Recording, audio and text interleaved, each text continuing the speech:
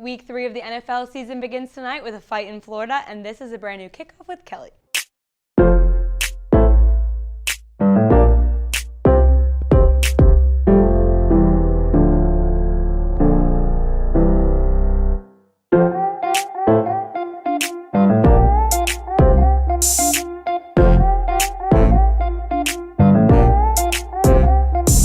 Good afternoon and welcome into Kickoff with Kelly. I'm Kelly Warner and I'm here to get you ready for another week of NFL action. But first, let's take a look back at last week with another edition of Love It or Leave It.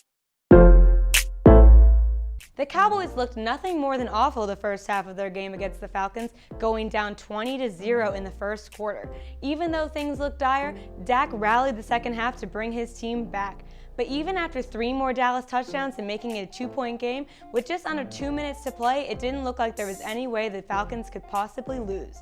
To beat the Cowboys, all they had to do was recover an onside kick. Dallas was out of timeouts. There was no way for them to stop the clock if the Falcons had recovered. It was the Falcons' game to win. But of course, this is the Falcons we're talking about, so you already know they botched it. And not only did they botch it, but it appears that multiple Falcons players didn't even know the rules of the onside kick. To put this into perspective, since the NFL changed its kickoff rules before the 2018 season, it's become almost impossible to recover onside kicks. Over the past 2 seasons, teams have only recovered 7 out of 109 onside kicks.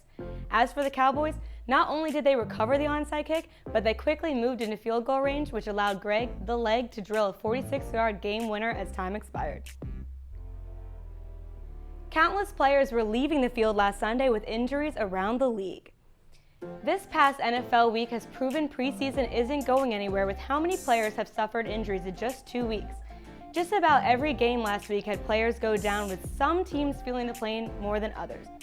Some notable injuries include star Saquon Barkley out for the season with a torn ACL, Christian McCaffrey with an ankle, the Broncos losing both wide receiver Courtland Sutton and QB Drew Lock, Packers wide receiver Devontae Adams, and many, many more. But no team seemed to suffer as much as the 49ers, with defensive end Nick Bosa, who was carted off after what the team fears is an ACL tear, Jimmy Garoppolo, Raheem Mostert, Tevin Coleman, and defensive lineman Solomon Thomas all not finishing their games against the Jets. There is now speculation over the safety of MetLife Field after countless knee and ankle injuries and complaints from many about the turf. The new turf in question was installed during the offseason and will be investigated by the league. Niners players and coaches will have to get used to it though, because they are playing the Giants at MetLife Stadium in Week 3. Both these teams lost close games this past Sunday, both by 3 points actually. Minshew Magic is reigning this season with an upset win over the Colts and his rally against the playoff team Titans. This game opened at Jacksonville -3, and I think they'll cover at home. Now let's take a look at Sunday with this week's can't miss matchups. Carrie Underwood is going to be singing about a high-level matchup between 2 of the best in the league this Sunday with the Packers and the Saints. While the Saints have been an early Super Bowl pick by many with Drew Brees, the Packers have been pretty underrated this season. They were underdogs against the Vikings Week 1, and then after a great showing in Minnesota, they were only favored by 6 points against the Lions. The Saints opened at 3.5-point favorites, but I think the Packers upset them in New Orleans. Speaking of some of the best teams in the league, the 2 at the top of the AFC face off when Pat Mahomes and the Chiefs take on Lamar Jackson and the Ravens on Monday Night Football. The Chargers took the Chiefs to overtime last week, which showed the reigning Super Bowl champs are in fact beatable, and if anyone can do it, it's the MVP-led Ravens. The Ravens have been the definitive winners of both their matchups so far, winning by 32 points Week 1 and 17 Week 2.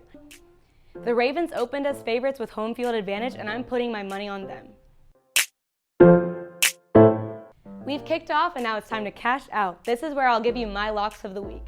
First off, I have Houston as 3.5-point underdogs against the Steelers. Next up, the Titans and Vikings under 45.5. The Falcons are 3.5-point favorites over the Bears, and I'm picking Atlanta to cover.